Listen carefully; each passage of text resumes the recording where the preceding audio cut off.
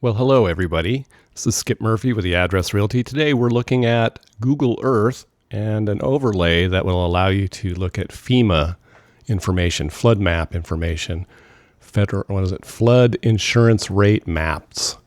And of course, those have been expanded recently, and sometimes you wonder where they are in your area. And this program allows you to kind of fly over as though you were in an airplane and look at the flood zones in a community of your choice. So you have to install Google Earth if you haven't already. Pretty useful program and very easy to work with. And then you go to the FEMA website and install this plugin over here on the left.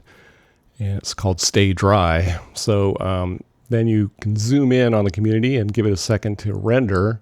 And it will show in red the areas that are impacted very heavily by floods. So here we're looking at Sacramento River, just north of Riverview. You can scroll around just like any other Google Earth application. And let's pick another neighborhood. Let's say Westwood Manor, an area impacted by Olney Creek.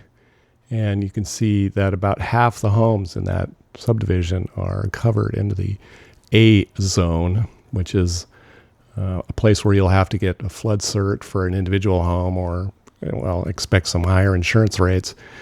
So then over here is the Creekside area, Mullen Parkway, and you can see kind of where the creeks have been flooded or plotted for potential flooding. Of course, there are other maps available at the FEMA website. Their interface can be somewhat confusing, however, and I found this to be a pretty handy program. You can visually scope out the home or community that you're interested in and take a look at potential flood zones or potential higher insurance zones. Here we're going to scroll over to Shasta Lake City. This also works in Anderson and Red Bluff and other communities of interest to you. You can see a couple of creeks going through Shasta Lake. I think it's Deer Creek, maybe Salt Creek.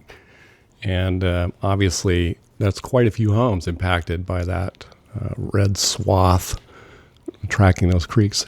So here's the website. You can enter an individual address over here and struggle to get any information about whether it's in a flood zone or not. The program that we just saw is down here in the lower right-hand corner where it says Google Earth. And you can follow the instructions and plug it in. It's a great program, and it's free.